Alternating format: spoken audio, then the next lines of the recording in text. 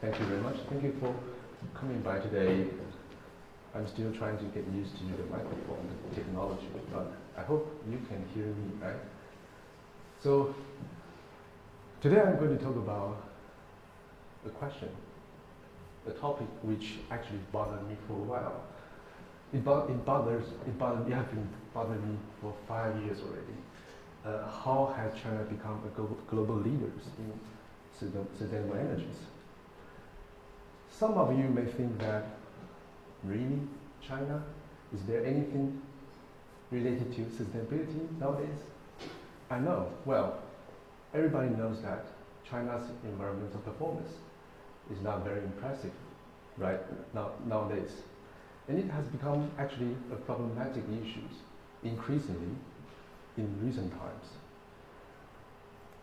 As you can see on the next slide, after the economic reform since 1979, China's energy consumption has been rising. As you can see, over 70% of the electricity consumption comes from coal, the purple section.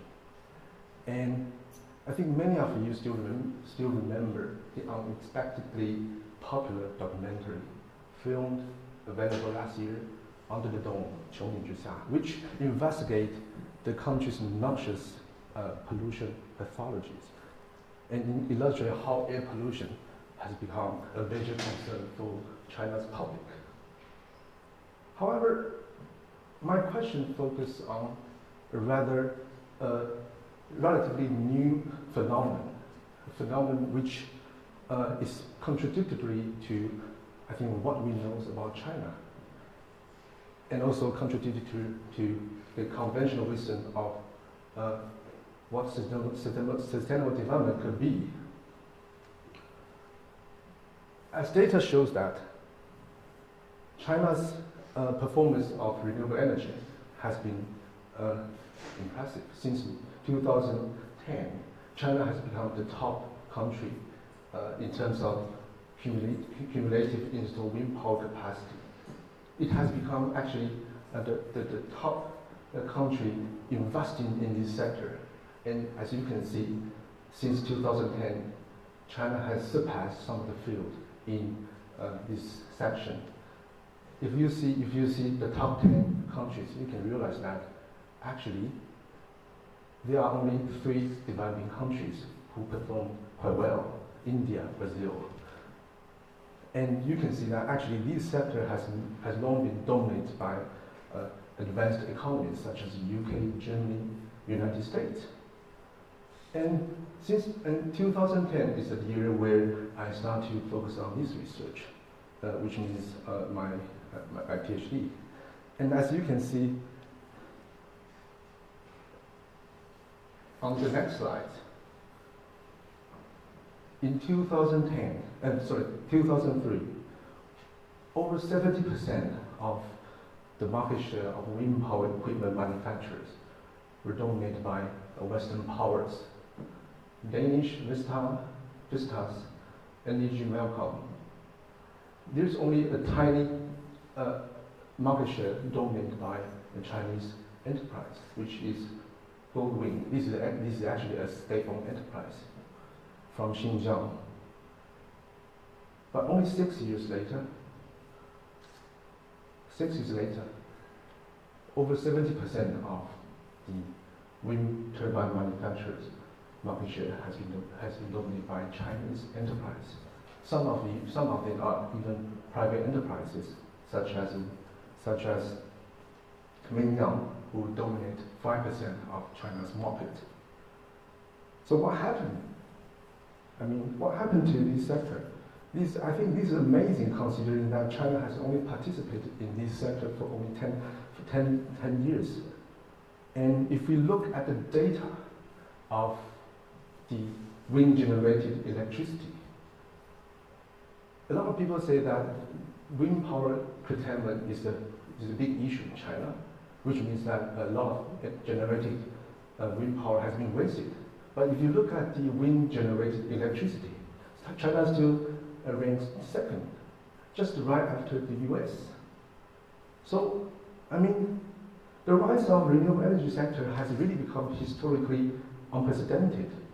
The development of the sector has even surpassed some of the field in the previously leading industrial countries such as the US, UK, Spain, and which has achieved a number of positive results. So this phenomenon has become a puzzle for me. So for the last 5 years, I just want to realize, I try very hard to understand what happened to this sector and what is the implication for global environmental politics, to be more precise. So for me, the figure somehow indicates the problem identification of my research. If we read the literature, we can realize that centralization can actually play a very influential role in terms of how we can actually generate renewable energy. No matter it is sustainable development or ecological modernization, all sorts of policy templates embedded in what we know political right, environmental governance are all based in the assumption that having more participation in the sector can actually provide effective environmental policy outcomes. And the strategies of renewable energy being part of the climate mitigation strategy has actually embedded in this policy template since 1980s. So in many states, for example, the UK, France, those highly advanced economies, the policy elites always explicitly requires the strengthening of the engagement of the non-state actors. Otherwise, it is deemed impossible to accountably contribute to improvement of environmental policy outcomes. So this assumption has become the dominant assumption. And not to mention that sustainable development as these sort of these sort of policy templates has actually adopted by many industrial countries, including in developing countries such as China. In the UK, for instance, rejection of any centralized control over the sector has become the norm. As you can see here, the Sustainable Development Commission explicitly say that reliance on centralized supply may exacerbate the current institutional bias towards large-scale generation and the reluctance to really embrace the reforms necessary to ensure a more decentralized and sustainable energy economy. So in many advanced economies, we can actually easily identify that there is a widely accepted belief that incremental approach for diffusing renewable energy is actually a very popular approach and also a very politically correct approach. The problem of the noise destroying the countryside landscape or the damage of local property price have all become the causes of local protest in the UK, for example, against wind power. These sort of protests happen again and again in many Western countries. However, China seems not to be the case. On the contrary, the approach China adopted, observed by other scholars, they say that actually, if you observe these policy measures adopted in China, it is actually a top-down mode of policy measure that unilaterally initiated by the state. And so the sector was actually promoted by the state development strategies to promote this sector, as observed by Miranda Schroer in 2011. But is that really the case? For many China watchers, including my colleagues here, China appears to be a decentralized state. Lieberthal and Oxenberg in 1988 famously defined that the model of China's policymaking is actually disjointed, protracted, which leads to competition of interest among provinces and the key bureaucracies, where they think that policy coordination is difficult to reach. So in that sense, how can we actually imagine how can we understand the effective policy template happening here in the renewable energy sector. How China's policy making style in this sector is supposed to, I mean, for many people, China's policy making style is in this sector is actually, they assume this sector is actually decentralized before I focus on this research. So how can we understand the successful experience in this sector in China? This is only happening after 2005. So I start to look at some other literature. I start to read the literature other than environmental governance. I start to read the literature of the political economy and try to help me understand the economic performance as a whole in East Asia. So my question is a little bit more complicated other than compared to the topic I present here. The topic is actually the key question of my research is actually how can a non-liberal state with a gigantic geographic territory manage its transposition of technology-oriented environmental policy and deal with environmental issues that have been premised on decentralized principles. Well, you know, if you want to do some research, you have to actually provide a lot more complicated sub-questions.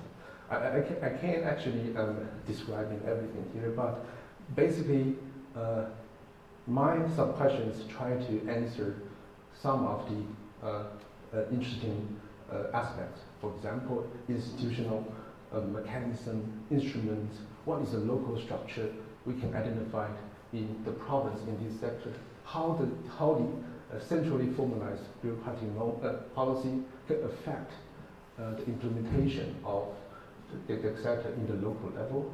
And can we, in the end, actually realize or identify any sort of policy different from what we taken for granted is the correct environmental policy templates. So that are the questions that interest me for a long time.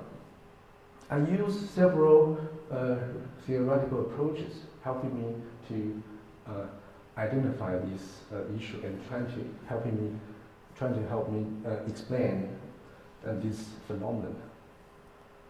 On this slide, three of the most widely used theoretical approach in my research is developmental state, ecological modernization, and principal agent theory.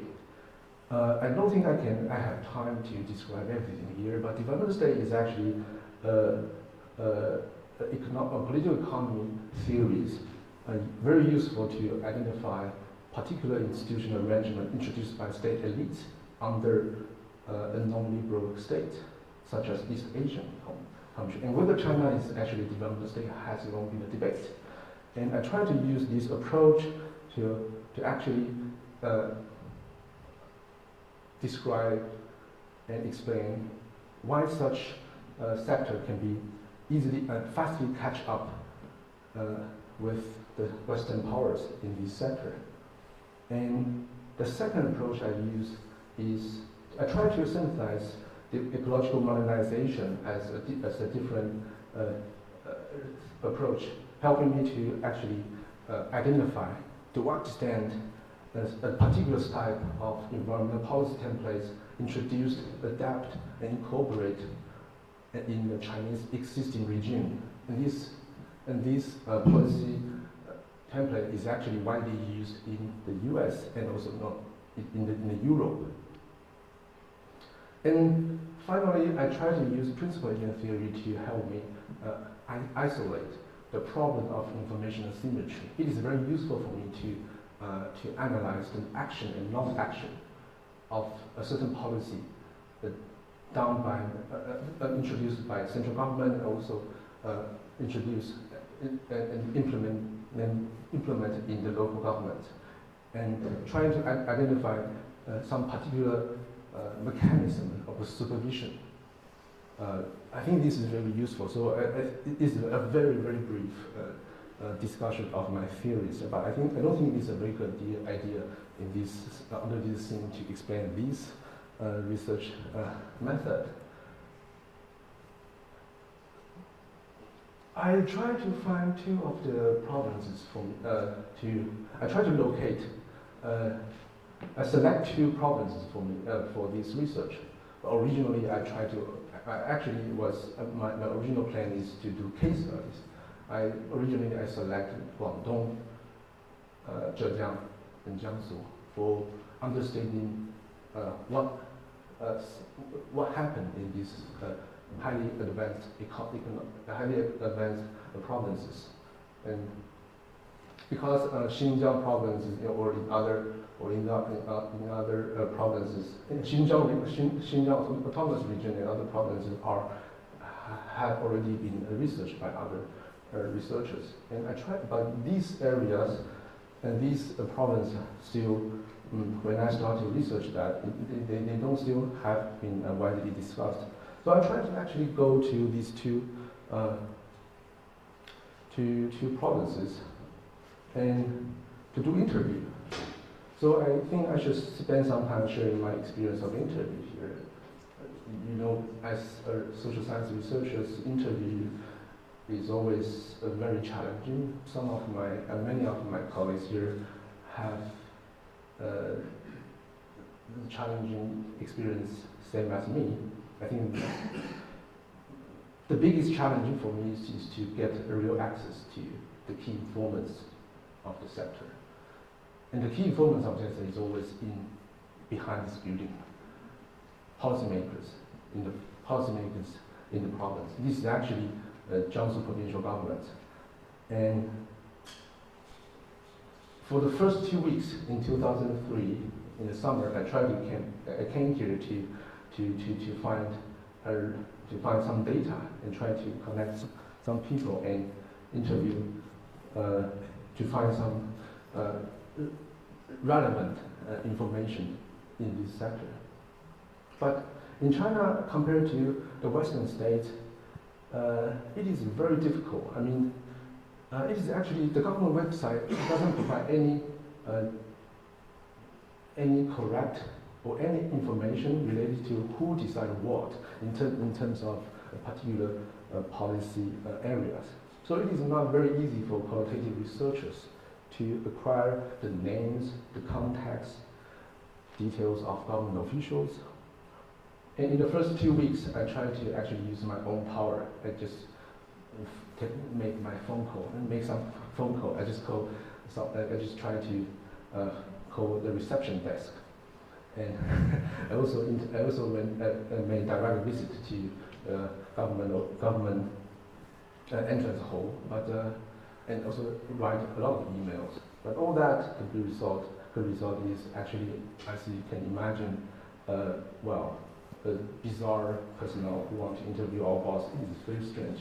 And people also refuse my research interview request, saying that we have the order that if you do not provide us with the real name and only ask to speak our department's director, we are not allowed to transfer your call, as they refuse my interview request. This is actually very obvious and very usual situation. And so those bodies more willing to accept my research interview request are NGOs and think tanks and professional associations, and of course some academic researchers. So in view of this, I try to find some helps from my friends who have connection to someone and someone to help me have some important data for that. And for example, here I try to ask some of my friends in this business to help me understand the sector. This is CEG China Summergical, which is listed in Nasdaq. And I think it's one of the world-class PV enterprise based in Nanjing. This is actually a domestic Chinese private enterprise. And in order to get interviewed, I have to become one of their public campaign. So, as you know, this picture was not took by me. It's took by their public relation practitioners. And I also interviewed Jiangsu PV Industry Association, and this is a very useful NGO and or professional association. But compared to other companies, their office is quite small, and you can see it's based in one of the commercial buildings. I also went to a rather bigger company called Zhejiang Energy, which is actually a very big provincial energy corporation. Compared to other pictures, you can see these buildings quite nice, quite modern, but more often I find myself sitting in the library. This is Nanjing Library. I found myself reading those policy documents on open archives section. They are quite useful. There's always no one sitting there, but you can find a lot of useful policy documents in this sector. So this is quite useful for me, and also interview a particular think tank, but also a very state-led enterprise cooperate with Zhejiang provincial government. It's called Huadong Kancelyuan. It's called Huadong Engineering Corporation Limited, which is introduced by one of the interviewees, one of the policymakers I interviewed in Zhejiang province. I also went to Zhejiang Energy Research Association, and also another interesting places. So actually, what I've learned from this research, in the first analytical part of my research, I found that actually the approach China has adopted does not actually completely conform to the principle of the default template that people usually related to, with, for example, sustainable development or ecological modernization.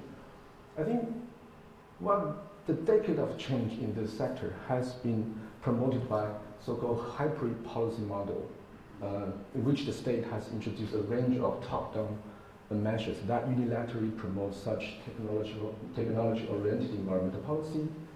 And these emerging unique policy template seem to be based on a target-oriented, exclusive mode of governance, in which the sector is controlled by the state, allowing, for instance, large state-owned enterprises to be intertwined with the bureaucratic governance structure, both in the national and local levels. So these strategies have actually replaced the default assumption of decentralization embedded in the seemingly universally adopted template of environmental governance, and seek to reach policy targets through state intervention in this established non-liberal regime. So in terms of local governance structure, for example, in Jiangsu province, I think the Jiangsu PV Industrial Association I mentioned earlier plays a very influential role in terms of collecting information for the state, but also for the corporations. And it works as an internal semi-official agency, making reports to the government. It works as a voice through which the local joint enterprises can actually issue and file complaints to local governments. So through this through this newly emerging exclusive network, the interaction can be smoothly happened in this region. And Jiangsu has been able to actually rapidly maximize its market share of solar energy industry, and effectively catch up or upgrade to a new structure. Actually, Jiangsu, this province, provides 1/3 of solar equipment to the world. That is quite amazing compared to other provinces in China. So the successful experience in this province actually is actually based on those tight networks in these local in these local areas. So these kind of exclusive information channels allows the economic actors, including the state, to adjust their strategies. For example, companies can adjust their strategies before the policy has actually been introduced. And the government can also have a more proper data in order to actually provide more relevant policies for the enterprises. But it should be noted that such a state cooperative channel is not completely open to everyone in the game. Some of my interviewees, for example, from the private enterprise, explicitly say that, PV Industry Association is basically a monopoly club, what we call 垄断俱乐部, where the voices of others were being hijacked by some of the key large corporations in the province. So these are actually some of the negative sides of these policy templates. But in terms of the local governance structure, if we try to understand the brief history of the sector, you can actually identify that in this province, in terms of the sector, Jiangsu has actually never experienced a so-called bottom-up coalition of environmentalists pushing forward the state to form some sort of environmental benign policies. On the other hand, it is actually some sort of top-down measure introduced by central state from NDRC, National Development and Reform Commissions. And they use a very centralized decision making. For example, some of my interviewees say that they have very little discretionary power to actually design some of the preferential policies, such as tax and other relevant economic incentives. And they use the PDRC cooperate and coordinate with Economic and Information Technology Commission, Jinxinwei, to actually form a very narrow network to influence state or non-state sectors. And they select some of the key professional associations as their information providers of the sector to adjust their policies. And you can also identify some of the widely used policy incentive adopted in the West. In Jiangsu, for instance, feed-in tariff has been actually successfully adopted here, which means that the state can guarantee a decrease in subsidy and also a long-term support for your company if you want to join this game. So overall, I think there are 4 arguments I want to make in my research. Very briefly speaking, the first of all, as I just mentioned, there is actually a mixed paradigm for diffusion. There is actually a mixed paradigm for diffusion, non-hydro renewable energy in this sector. In this sector, ecological modernization as a weak form of environmental policy has been actually partially incorporated in the existing developmental states regime. And on the basis of a developmental state model, some of the selective policy incentives have been learned and adopted from abroad. And this is actually, both approaches have been actually very useful for the state. Why is it very useful for the state? Because it is actually, both approaches have the advantages of being conducive to the legitimization of the existing regime without radically changing the existing political economy structure. So they can actually use these 2 approaches to reconcile the logic of economic development and also environmental protection at the same time to maintain the stability of the current political regime. So you don't see any contested politics here, and you can actually identify a very fast, rapid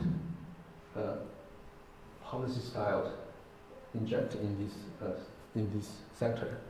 So secondly,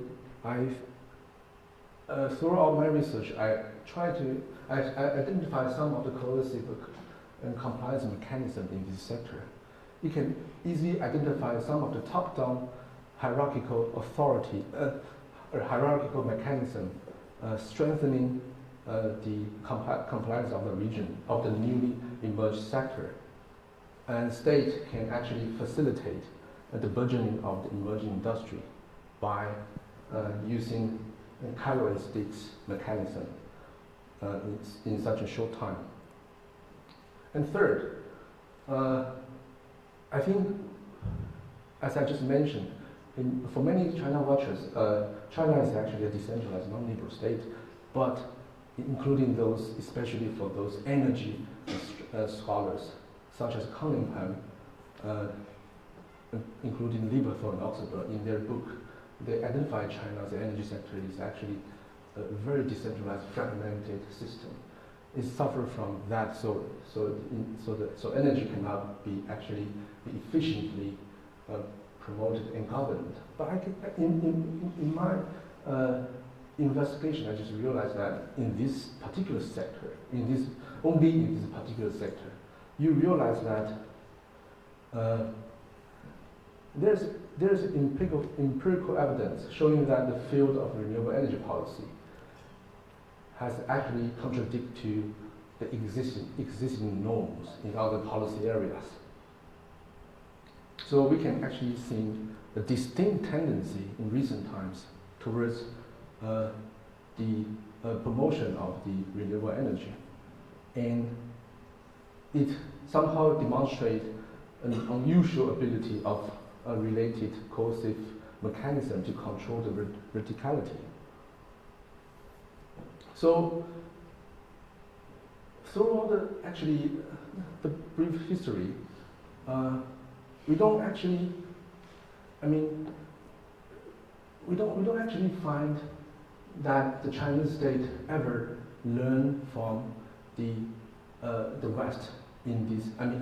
In terms of if you want to actually adopt sustainable development, you have to actually adopt some sort of decentralized mode of governance. But rather than, instead, we don't see this kind of tendency. On the other hand, we see actually the state pay more attention to strengthening the political control mechanism using their own historically existing mechanism. So this is actually some of my research findings. And the ultimate argument of that is, in my research, I think this sort of strategy has actually unintentionally formed a governance model which can actually rapidly diffuse renewable energy. And this is actually an unorthodox environmental governance model. Recently emerged as an alternative competing mode other than neoliberal